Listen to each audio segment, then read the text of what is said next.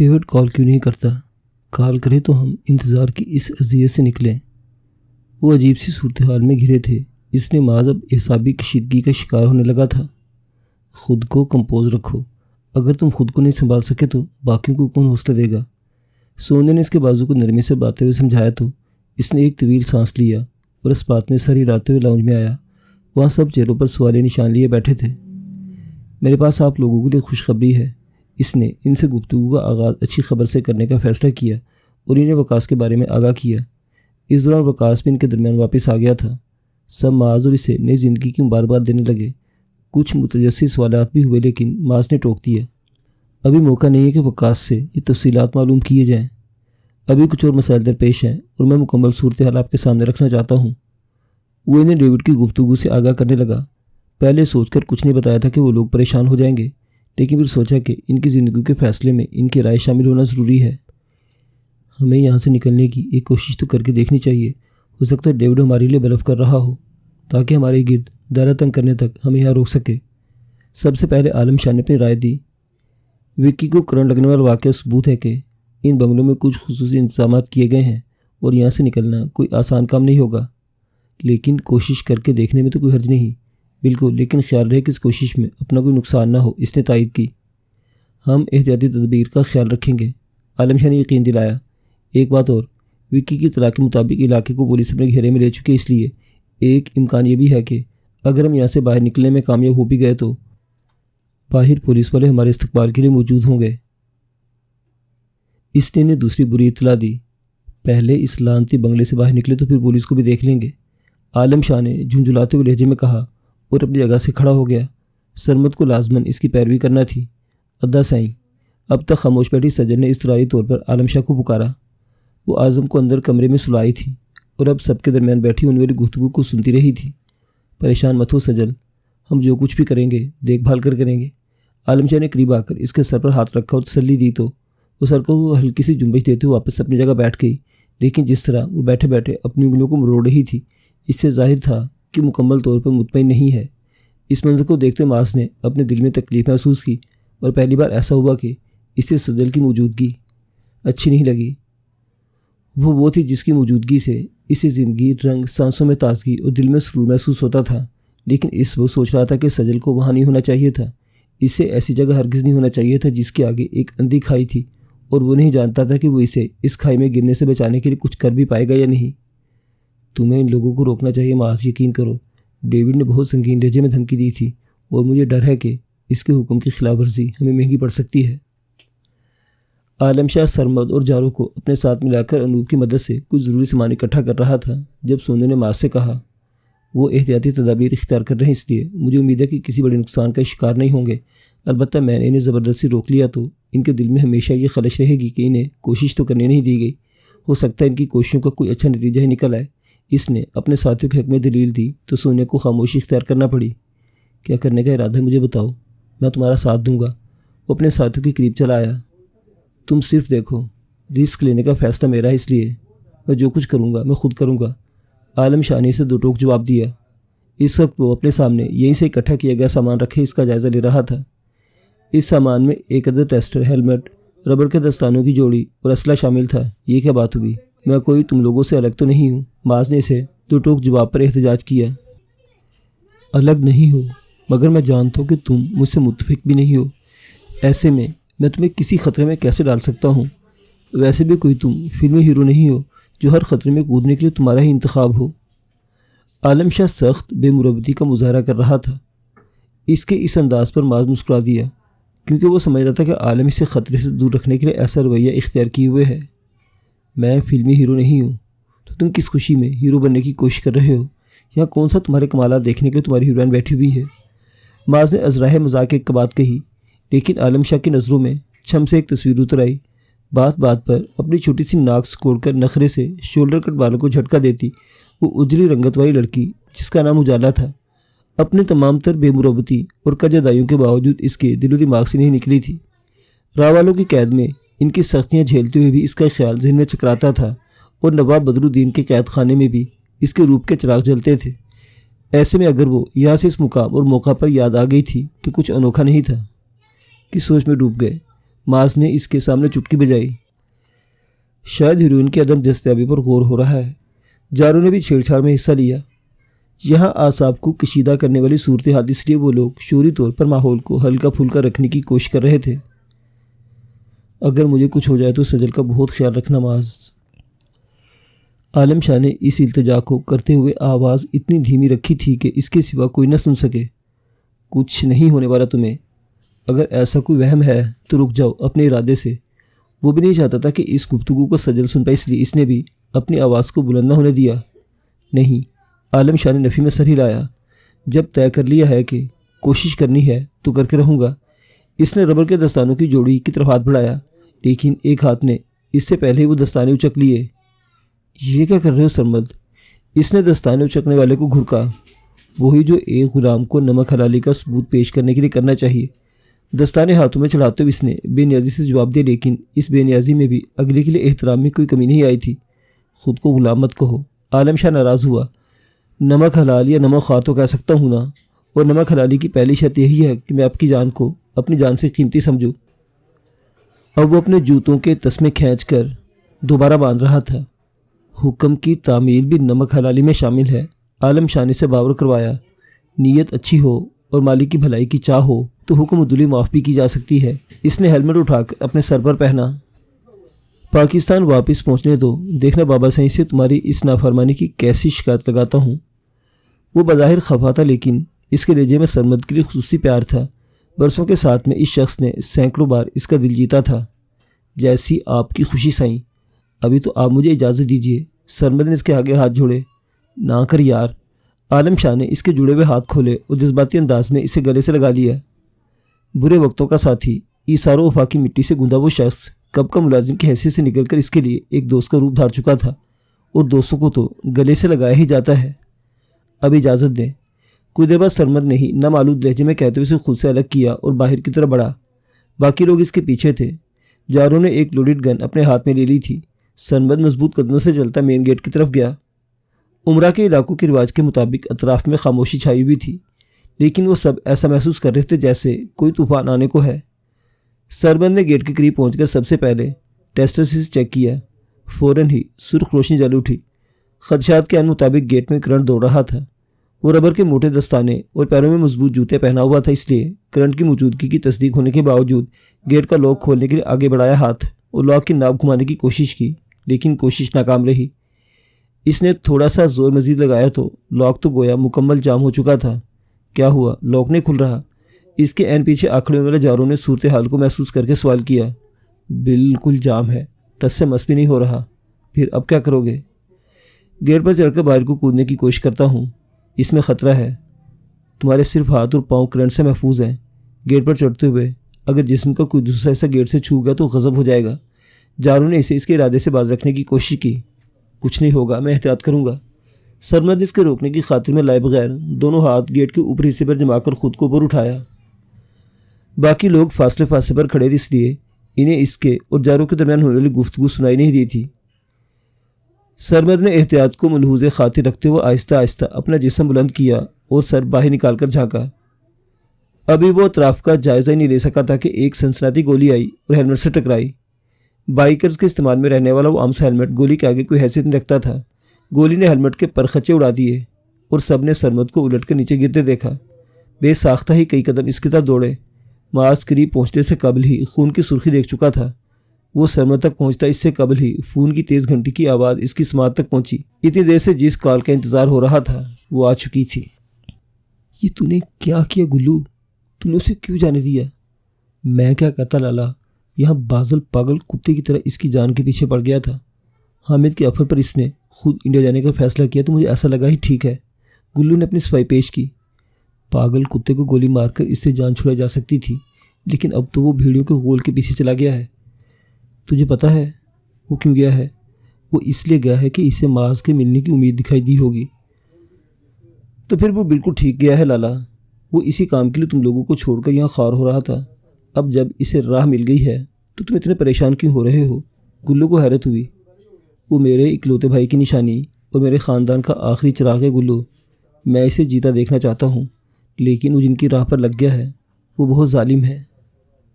انسان کو مکھی سے بھی کم اہمیت دیتے ہیں، تو اسے وہی روک لیتے نا، کیوں آنے دیا تھا یہاں اس جہنم میں؟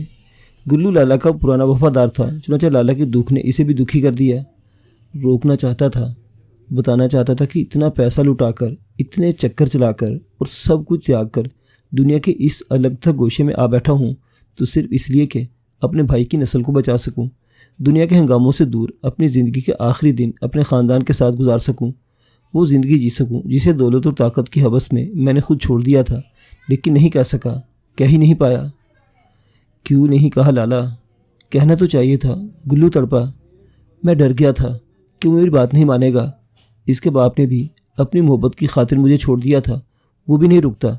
وہ سمجھتا کہ علینا کو، اس کے بھائی کو واپس لوٹائے گا تبھی محبت کے امتحان میں سرخرو ہو سکے گا۔ لالا نے سچائی بیان کی۔ تو بس دینے دو اسے یہ امتحان، وہ اپنی دھن کا جتنا پکا ہے مجھے یقین ہے کہ اس امتحان میں ضرور پورا اترے گا۔ گلو نے اسے حوصلہ دیا۔ دوسری طرف سے لالا نے کچھ بھی کہے بغیر سلسلہ منقطع کر دیا۔ اسلم، گاڑی نکال، مجھے لیاقوت سومرو کو دیکھنے اسپتال جانا ہے۔ گلو کچھ دیر اپنی جگہ چپ چاپ بیٹھا رہا، پھر ایک بندے کو آواز لگا کر حکم دیا۔ لیاقت سومرو سے ان کی جو جھڑپ ہوئی تھی اس میں وہ زندہ بچ گیا تھا، لیکن سنا یہی تھا کہ مردوں سے بھی بدتر حالت میں ہے۔ شہر کے ایک بڑے اسپتال کے پرائیویٹ روم میں پہنچ کر اس بات کی تصدیق بھی ہو گئی۔ دونوں ٹانگوں اور ایک ہاتھ سے محروم ہو جانے والا لطیف سومرو بستر پر بے بسی کی تصویر بنا پڑا تھا۔ اس کی دوسری بیوی، اس کا بیٹا بھی اس سے ملنے آئے ہوئے تھے۔ گلو کو ایسا لگا کہ اس کی آمد نے لطیف سومرو کی بیوی کو تھوڑا بدمزہ کر دیا ہے، چنانچہ معزز خان اور لہجے میں بولا، آپ کو میرا نہ برا لگا تو معافی چاہتا ہوں، پر میں زیادہ دیر نہیں رکوں گا۔ زیادہ دیر رکنے کا بھی میں ارادہ نہیں رکھتی، بس اتنا کہنے آئی ہوں کہ یہ جو ایک ہاتھ سلامت رہ گیا ہے اس سے طلاق نامے پر سائن کرے اور میری جان چھوڑ دے۔ میں ساری زندگی اس زندہ لاش کے نام پر نہیں بیٹھ رہ سکتی۔ اس نے نخوت سے اپنی بات مکمل کی اور بیٹے کی انگلی تھام کر کھٹ کھٹ کرتی وہاں سے چلی گئی۔ دیکھا سومرو، تو نے، یہ ہوتی ہے زندگی۔ انسان جن چیزوں کے پیچھے بھاگتا ہے اور جن کی خاطر ظلم کماتا ہے وہ ایک ایک کر کے سے چھوڑ کر جانے لگتے ہیں۔ کیا ہے آج تمہارے پاس؟ اولاد، صحت اور جوانی تم گنوا چکے ہو۔ جو دولت جمع کی تھی وہ بھی بندر باٹ میں ہاتھ سے نکل جائے گی اور تم یوں ہی بستر پر بے بس پڑے سب دیکھتے رہو گے۔ کیوں آئے ہو تم یہاں؟ لطیف سومرو غصے سے چیخ کر بولا، لیکن اس کے غصے کے اظہار میں بھی ایک بے بسی تھی۔ عبرت حاصل کرنے آیا ہوں، یہ سیکھنے آیا ہوں کہ جو ہمیشہ دوسروں سے چھینتے ہیں آخر میں ان کے ہاتھ میں بھی کچھ نہیں آتا۔ تم خوش ہو رہے ہو میری تباہی پر؟ سومرو نے شکوہ کیا۔ ہاں، ہو رہا ہوں، اس لیے نہیں کہ میری تم سے کوئی ذاتی دشمنی ہے، بلکہ اس لیے کہ تمہاری صورت قدرت کے انصاف کی ایک مثال قائم ہو گئی ہے۔ ہو سکتا ہے تمہارا یہ حال دیکھ کر تمہارے نقش قدم پر چلنے والا کوئی ایک اس راہ سے واپس پلٹ جائے۔ گلو اپنی بات کہہ کر رکا نہیں۔ حقیقت میں اسے لطیف سومرو کی حالت نے متاثر کیا تھا اور دل میں یہ خواہش ابھری تھی کہ جو ان کی دنیا سے تائب ہو کر گوشہ نشینی اختیار کر لے۔ قبرستان چلو۔ وہ گاڑی میں واپس آ کر بیٹھا تو ڈرائیونگ سیٹ پر موجود اسلم کو حکم دیا۔ اسلم جانتا تھا کہ اسے کون سے قبرستان جانا ہے، چنانچہ گوڑی اسی سمت موڑ لی۔ گلو نے اپنے ماں باپ کی قبروں پر حاضری دی، قبروں پر پانی چھڑک کر کچھ دیر کے لیے وہیں کے بینچوں پر بیٹھا رہا۔ کاش تم دونوں مجھ پر ذمہ داریوں کا پہاڑ لاد کر اتنی جلدی اس دنیا سے نہ جاتے تو میں جرم کی دنیا میں گلو استاد بن کر جینے کے بجائے ایک عام آدمی کی زندگی جی رہا ہوتا۔ آج پہلی بار ایسا ہوا کہ ماں باپ کی قبروں کے پاس بیٹھ کر ان کی مغفرت کی دعا کرنے کے ساتھ اس نے زبان سے کوئی شکوہ کیا۔ اس کے جرم کی دنیا میں داخل ہونے کے پیچھے بھی مجبوریوں اور مسائل کی وہی داستان تھی جو عموماً اس جیسے بوجھ سے اپنے سینوں میں لیے پھر رہے ہوتے ہیں۔ لیکن کسی کو آخر کار یہ احساس ہونے لگتا ہے کہ یہ فیصلہ درست نہیں تھا۔ لالا عیسیٰ کو یہ احساس ہو گیا تھا۔ لطیف سومرو کو قدرت نے یہ حقیقت باور کرا دی تھی اور اب اسے اس سچائی کا ادراک ہونے لگا تھا۔ ماں باپ کی موت کے برسوں بعد اس نے ان قبروں کے پاس بیٹھ کر ویسے آنسو بہائے جیسے ان کی میت پر رویا تھا۔ فضا میں فائرنگ کی آواز گونجی تو وہ چونک کر پلٹا اور پھرتے تو ریوالور نکالا، لیکن کہیں سے ایک سنسناتی ہوئی گولی آئی اور ریوالور اس کے ہاتھ سے نکل گیا۔ بھاگنے کی کوشش مت کرنا گلو، ورنہ بھون کر رکھ دیں گے۔ اس سے قبل کہ وہ خود کو کسی آڑ میں لیتا ایک چیختی آواز نے حکم دیا۔ وہ محسوس کر چکا تھا کہ فائرنگ کا سلسلہ رک گیا ہے اور یہ صرف اس صورت میں ممکن تھا کہ اسلم زیر کر لیا گیا ہو یا جان کی بازی ہار گیا ہو۔ کون ہو تم اور کیا چاہتے ہو؟ اس نے بلند آواز میں دریافت کیا۔ جواب میں دو نقاب پوش جدید ساخت کی گنیں لیے اس کے سر پر آ کھڑے ہوئے۔ شرافت سے ہمارے ساتھ چلو ورنہ تمہاری لاش بھی تمہارے ڈرائیور کے ساتھ دریافت ہوگی۔ ایک نقاب پوش کے الفاظ اسلم کی موت کی تصدیق کر رہے تھے۔ شرافت نے اپنے پاس۔ تو گولی مار دے، اس نے بے خوفی سے جواب دیا۔ اس وقت اس نے اپنے عقب میں آہٹ سنی۔ بھڑک کر پلٹنا ہی تھا کہ سر پر کسی بھاری شے سے وار ہوا۔ پہلے وار سے سنبھل نہیں پایا تھا کہ دوسرا بھی کر دیا گیا۔ کتنا ہی جیدار سہی تھا تو گوشت پوست کا بنا ہوا آدمی تیورا کر زمین پر گرا اور ہوش و خرد سے بیگانہ ہو گیا۔ دوبارہ آنکھ کھلی تو رسیوں سے بندھا بے دست و پا زمین پر پڑا تھا۔ نظریں گھما کر دیکھنے پر آس پاس کوئی شخص نظر آیا نہ ساز و سامان۔ سپاٹ فرش اور سپاٹ دیواروں والے کمرے میں کچھ نہ ہوتے ہوئے کچھ ایسا تھا جو دل میں خوف پیدا کر رہا تھا۔ سر کی تکلیف علیحدہ تھی، وہ بندھا ہوا ہونے کی وجہ سے اپنا ہاتھ سر تک نہیں لے جا سکتا تھا، لیکن درد کی شدت سے اتنا اندازہ ضرور ہو رہا تھا کہ سر پھٹا نہ بھی ہو تو چوٹ کی جگہ پر گومڑ ضرور نمودار ہو چکا ہوگا۔ تکلیف کو سہنے کے ساتھ ساتھ وہ یہ بھی غور کرنے کی کوشش کر رہا تھا کہ اس کو اس طرح اغوا کروانے کے پیچھے کس کا ہاتھ ہو سکتا ہے۔ وہ جس دنیا کا بندہ تھا وہاں دشمنی عام تھی، لیکن اس وقت اسے زیادہ شبہ بازل پر تھا۔ وہ اس وقت چوٹ کھایا ہوا سانپ تھا اور کچھ بعید نہیں تھا کہ وکی کے ہاتھ نہ آنے کی صورت اسی پر ہاتھ ڈال بیٹھا ہو۔ خوش آمدید گلو استاد۔ ابھی وہ اپنے صحت کے متعلق غور و خوض کر رہا تھا کہ ایک نسوانی آواز سن کر اچھل پڑا۔ یہ اچھلنا صرف محاورتاً تھا، کیونکہ جس انداز میں باندھ کر ڈالا گیا تھا اس کے لیے اپنی جگہ سے حرکت کرنا ممکن نہیں تھا۔ میں تم جیسے چھوٹے موٹے گنڈوں کو منہ نہیں لگایا کرتی، لیکن تم نے ہمارے منہ کو آنے کی کوشش کر کے خود اپنے لیے مصیبت کھڑی کی ہے۔ آپ کون ہو میڈم، اور مجھ سے کیا چاہتی ہو؟ گلو نے تھوک نگل کر اندیکھی عورت سے سوال کیا۔ ویسے وہ کہے گئے الفاظ سے سمجھ گیا تھا کہ اس وقت وہ کس کی قید میں ہے، اور بہرحال یہ ایک خوفناک صورتحال تھی۔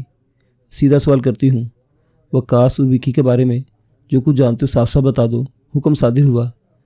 میں اس کے بارے میں کیا بتاؤں؟ وہ تو ایک عرصے سے غائب ہے۔ اڑتی پڑتی خبر ملی تھی کہ کسی حادثے میں مارا گیا ہے، لیکن اس کا بھی ثبوت نہیں ملا۔ بہت خوب۔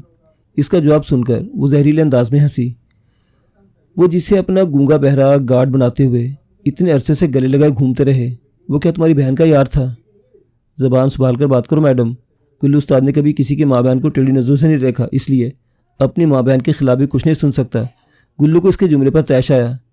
نہیں سن سکتے تو جو بگاڑ سکتے ہو بگاڑ لو، اس نے تیر چلایا۔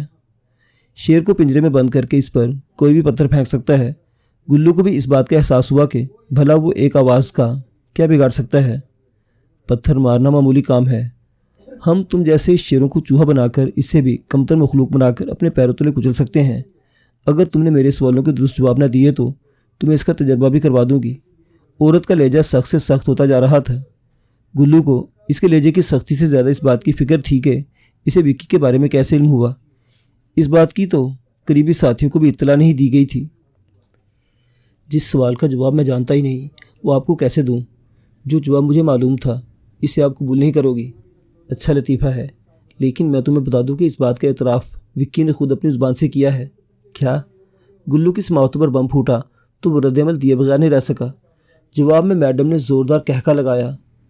ابھی تو تم کہہ رہے تھے کہ تمہیں کوئی خبر نہیں، اور مجھ سے وکی کا ذکر سن کر کرنٹ لگ گیا ہے۔ وہ یقیناً کسی کیمرے کی مدد سے اسے دیکھ رہی تھی جب ہی اس کے چوکڑے پر چوٹ کی۔ گلو اس کے طنز پر لب بھیج کر رہ گیا۔ وکی کا کوئی مسئلہ نہیں، وہ تو ہمارے قبضے میں ہے، اور بہت جلد ماس کے ساتھ ساتھ اس کا بھی کریا کرم ہو جائے گا۔ ہمیں تو تم وکی اور ماس کی فیملی کا پتہ ٹھکانہ بتاؤ۔ وہ اس کے حالت سے ہیز اٹھاتے ہوئے نئی اطلاع دینے کے ساتھ ساتھ فرمائش بھی کر رہی تھی۔ گلو وکی کے ان کی گرفت میں ہونے کی اطلاع سن کر پریشان ہو گیا، لیکن زبان سے کچھ کہنے کے بجائے لبوں کو بھینچ لیا۔ یاد رکھنا گلو استاد، یہ ہماری انا اور وقار کی جنگ ہے۔ ہم برداشت نہیں کر سکتے کہ ہمارا شکار ہم سے بچ کر کہیں کسی بیل میں گھس جائے۔ تمہیں میرے سوال کا جواب ہر صورت دینا ہوگا۔ اب یہ تم پر ڈیپینڈ کرتا ہے کہ سمجھداری سے کام لیتے ہو، ایسے زبان کھول دیتے ہو، یا ہمیں زبان کھلوانے کی زحمت دیتے ہو۔ ہمیں زحمت دو گے تو تمہاری روح بھی بل بلا اٹھے گی۔ اب وہ نہایت سرد اور سنگین لہجے میں دھمکیاں دے رہی تھی۔ سوچنے کے لیے 1 گھنٹے کی مہلت دے رہی ہوں، مان جاؤ گے تو خود پر رحم کرو گے۔ ہو سکتا ہے ہم تمہاری پچھلی ساری غلطیوں کو معاف کر کے دوبارہ سے بزنس میں بھی شامل کر لیں۔ دھمکی کے ساتھ لالچ کا اچھا امتزاج پیش کیا گیا تھا، لیکن گلو نے اپنی خاموشی نہیں توڑی۔ دوسری طرف سے بھی خاموشی اختیار کر لی گئی۔ گلو کو سوچنے کے لیے 1 گھنٹے کی مہلت دی گئی تھی، لیکن اس دی گئی مہلت میں وہ نہیں سوچ رہا تھا جو سوچنے کے حکم دیا گیا تھا۔ وہ خود پر لالا کے احسانات سوچ رہا تھا۔ یہ ٹھیک تھا کہ لالا جرم کی دنیا کا بندہ تھا، لیکن اس دنیا میں رہنے کے لیے اس نے کچھ اصول بنائے ہوئے تھے۔ وہ اپنے آدمیوں پر بہت مہربان رہتا تھا۔ خود گلو کو اس نے کئی بار مواقع پر سہارا دیا تھا۔ بہنوں کی شادی سے لے کر بھائی کی پڑھائی تک ہر معاملہ اس نے لالا کے تعاون سے نمٹایا تھا۔ چند برس قبل جب اس کا چھوٹا بھائی طلبہ سیاست کا نشانہ بن کر جیل کی سلاخوں کے پیچھے چلا گیا تھا اور اس کا کیریئر اور زندگی دونوں تباہ ہونے کی نوبت آ گئی تھی، یہ لالا ہی تھا جس نے اپنے اثر و رسوخ سے کام لے کر اس کے بھائی کو اس جنجال سے نکالا تھا۔ آج اس کا بھائی ایک عزت دار اور خوشحال زندگی گزار رہا تھا تو یہ لالا کا احسان تھا۔ لالا کے اتنے احسانات کے جواب میں وہ خود کو بچانے کے لیے بھلا ایسا کیوں کر سکتا تھا کہ وکی اور ماس کا خاندان داؤ پر لگتا تو سو لگتا خود لالا کا راز بھی کھل جاتا۔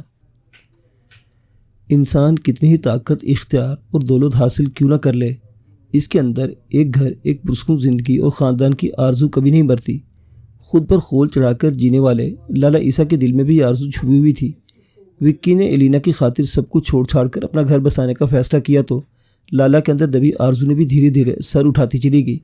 جب وہ بڑی جدوجہد کے بعد وکی اور ماس کے خاندان کو دشمنوں کے پنجے سے نکال کر ایک الگ تھلگ گوشے میں بسانے میں کامیاب ہو گیا تو اس آرزو نے شدت اختیار کر لی۔ اس نے ایک بار گلو کے سامنے اپنی اس آرزو کا اظہار کرتے ہوئے کہا تھا، یار گلو، بہت گزار لی اس مارا ماری اور چھینا جھپٹی میں، اپنے دے دنیا بھر کی عیاشیاں بھی کر لی، اور اب جی چاہتا ہے کہ رشتوں کے بیچ رہ کر جیوں اور جتنی زندگی باقی رہ گئی ہے اس سے حقیقی خوشی کشید کروں۔ تو جانتا ہے کہ میں وکی کو بہت چاہتا ہوں، لیکن اس چاہت کا اتنا کھل کر اظہار نہیں کر سکا جیسا کہ کرنا چاہیے تھا۔ اب میرا جی چاہتا ہے کہ اپنے بھائی اور وکی کے حصے کی چاہتے بھی وکی کی اولاد پر لٹا دوں۔ میں سب کو چھوڑ کر وکی اور وکی کے بچوں کے ساتھ رہنا چاہتا ہوں۔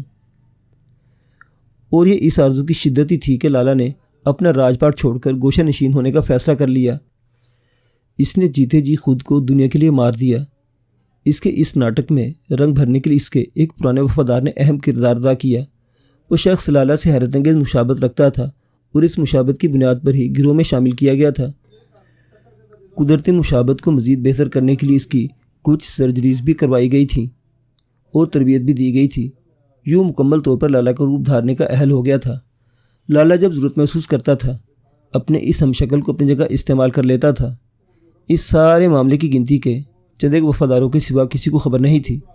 اس ہم شکل نے بھی ہمیشہ اپنا منہ بند رکھا تھا اور بدلے میں لالا سے خطیر معاوضہ پاتا تھا۔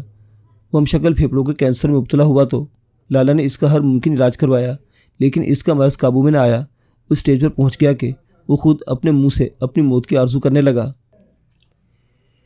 پہلے لالا کے غیاب اور پھر منظر پر لا کر زبان، زمان اور ظہور کے ذریعے بازل کو مخبری کی ساری منصوبہ بندی گلو نے ہی کی تھی اور نہایت خوبصورتی سے مخالفین کو باور کروانے میں کامیاب ہو گیا تھا کہ فارم ہاؤس پر بازل کے حملے والے روز اپنے مرض سے تانگ آ کر خودکشی کر لینے والا لالا عیسیٰ ہی تھا۔ لالا کے گوشہ نشین ہونے کے بعد بظاہر وہ باس بن گیا تھا، لیکن اب بھی دل سے لالا کا وفادار تھا اور اس وفادار کو گوارا نہیں تھا کہ اس کی ذات سے لالا یا لالا کے پیاروں کو کوئی نقصان پہنچے۔ تو پھر تم نے کیا سوچا گلو استاد؟ مہلت میں ملا گھنٹہ یادوں کی یلغار میں کیسے بیتا اسے پتہ نہیں چلا، اور اس سے پہلے وہ نسوانی آواز کو سن کر دوبارہ اپنے خیالات سے چونک کر نکلا۔ میں تمہارا فیصلہ سننا چاہتی ہوں۔ لہجے کی سرد مری پہلے سے کہیں زیادہ تھی۔ میں کچھ نہیں جانتا، گلو نے بالآخر اسپاٹ لہجے میں اپنا جواب دیا، اور ہم جانے بغیر نہیں رہیں گے۔ افسوس کہ تم نے خود کو ملی مہلت ضائع کر کے اپنے لیے ایک اور مشکل اور تکلیف دہ فیصلہ کیا ہے۔ بولنے والے کے لہجے میں بھڑکتے شعلوں کی تپش اود آئی، اور یہ تپش گلو کو نہ جھلساتی یہ کیسے ممکن تھا؟ وہ جس فرش پر رسیوں سے بندھا بے بس پڑا تھا وہ فرش اس کے لیے جہنم بن گیا۔ جلتے توے پر لیٹنے جیسی تکلیف نے اس کے حلق سے دردناک چیخیں نکلوا دی۔ وفا کا امتحان دینا کبھی آسان نہیں ہوا کرتا۔ توے کی طرح تپتا فرش اس کی کھال کو جھلسائے دے رہا تھا۔ تکلیف اتنی شدید تھی کہ بندھا وہ ہونے کے باوجود وہ زمین پر لوٹ پوٹ ہو رہا تھا۔ اس کے حلق سے نکلنے والی چیخیں کسی ذبح ہوتے جانور کے درد کی عکاسی کر رہی تھی۔ جسم کے ہر مسام سے پسینہ پھوٹ کر فرش پر گرتا اور گرتے ہی بھاپ میں تبدیل ہو جاتا۔ درد سہتے سہتے وہ بے ہوش ہوا تو کچھ دیر کے لیے اس اذیت سے نجات ملی۔ دوبارہ ہوش آیا تو احساس ہوا کہ فرش پر پہلے کی طرح تپا ہوا نہیں، لیکن آگ تو گویا اس کے ہر خلیے میں بھر گئی تھی۔ ایسی تکلیف اور جلن محسوس ہو رہی تھی کہ کوشش کرنے سے بھی صحیح نہیں جا رہی تھی اور بے اختیاری حلق سے کراہیں نکل رہی تھی۔ کیسے ہو گلو استاد؟ دیکھو تمہاری خاطر مدارت کے لیے میں اپنے سارے اہم کام چھوڑ کر تمہارے ساتھ مصروف ہوں۔ تم دیکھنا میں تمہاری تواضع میں بالکل بھی کوئی کمی نہیں آنے دوں گی۔ ابھی اس کی آنکھیں کھلی تھیں کہ کانوں میں وہی جانی پہچانی آواز گونجی جو اب تک اس سے مخاطب ہوتی رہی تھی، لیکن اب وہ اس آواز میں ایک واضح صفاقی محسوس کر سکتا تھا۔ جانوروں سے بھی بدتر ہو تم لوگ، تکلیف سے بلبلاتے ہوئے اس نے نفرت سے جواب دیا۔ ابھی تم نے دیکھا ہی کیا ہے؟ میرا تم سے وعدہ ہے کہ تمہیں اذیت کے اس لیول پر لے جاؤں گی جہاں تم خود کو جانوروں سے بھی کمتر محسوس کرو گے۔ گلو کے اظہار نفرت نے دوسری طرف صفاقی کو مزید بڑھا دیا تھا۔ گلو نے جواب میں کچھ کہنے کے بجائے فرش پر تھوک دیا۔ اگلا لمحہ قیامت کا تھا۔ اس کے جسم کو ایک زوردار جھٹکا لگا اور وہ فرش سے چند انچ اوپر اٹھ کر دوبارہ نیچے گرا۔ اس کے بعد وقفے سے پے در پے کئی جھٹکے لگتے چلے گئے۔ جھٹکے اتنی مہارت سے دیے جا رہے تھے کہ وہ بے پناہ اذیت سے گزر رہا تھا، لیکن جسم و جان کا رشتہ برقرار تھا۔ دیکھو کیسے ہانپے ہوئے کتے کی طرح تمہاری زبان باہر نکلی پڑ رہی ہے۔ تم دیکھنا کہ جلد تم کتوں کی طرح ہمارے جوتے چاٹنے کے لیے بھی تیار ہو جاؤ گے۔ وہ زخمی ناگن تھی جس نے ایک نہیں کئی چوٹیں کھائی تھی۔ معاذ کو ہزار کوشش کے باوجود وہ اپنی مرضی پر نہیں چلا سکی تھی۔ سونے نے بغاوت کر دی تھی اور وہ اس سب کے ساتھ اس سے یہ ہزیمت بھی اٹھانی پڑی تھی کہ وکی اور معاذ کی فیملی، جن کی موت کا وہ اعلان کر چکی تھی، ان کے زندہ ہونے کی اطلاع ڈیوڈ کے ذریعے ملی تھی۔ کہنے کو وہ ڈیوڈ ایک تنظیم کا حصہ تھے اور ایک ہی ایجنڈے پر کام کرتے تھے، لیکن پیشہ ورانہ مخاصمت جیسی شے ان کے درمیان بھی موجود تھی۔ اسے اپنی ناکامی کی داستانیں ڈیوڈ کے ذریعے تنظیم کے بڑوں تک پہنچانے کی بے عزتی نے بے حد مشتعل کر دیا تھا، اور یہ گلو کی قسمت تھی کہ اس اشتعال کے خراج کے لیے وہ ذریعہ بن گیا تھا۔ اے اللہ میری روح نکال لے۔ گلو کا جسم کہیں سے جھلس گیا تھا تو کہیں آبلے پڑے ہوئے تھے، رنگت جھلس کر سیاہ پڑ چکی تھی۔